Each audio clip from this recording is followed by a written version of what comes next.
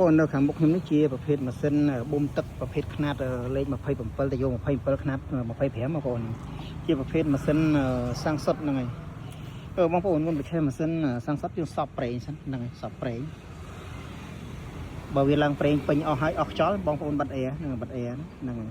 ហើយតើបងប្អូនបញ្ឆេះទាញ2 3ខ្សែទៅរយឆេះចាំយើងបិទបើកអែវិញបងប្អូនបើកអែវិញចាំយើងបញ្ឆេះទៅពេលយើងបញ្ឆេះមួយឆេះបងប្អូន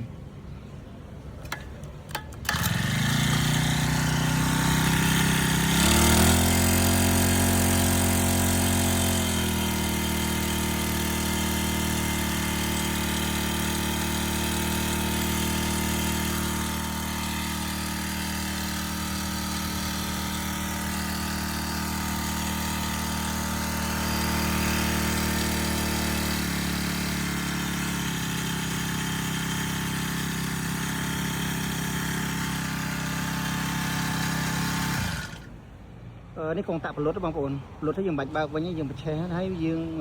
ពលុតទៅវានឹងអូតូវិញតែពេលយើងបញ្ឆេះយើងបាច់បើកវិញ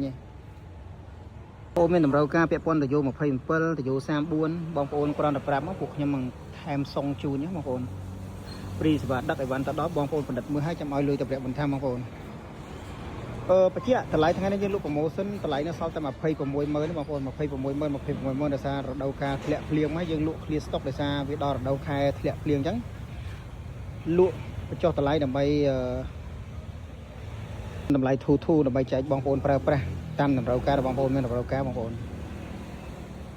បញ្ជាទិញគ្រាន់ឲ្យលេខទូរស័ព្ទទីតាំងមកក្នុងការងារគាត់បញ្ឆេះទៅតែមកស្អាតញ៉ាជូនបងប្អូនអីវ៉ាន់ទៅដល់បណ្ឌិតឲ្យចាំឲ្យលុយប្រាក់បន្ថែមបងប្អូនសូមអរគុណ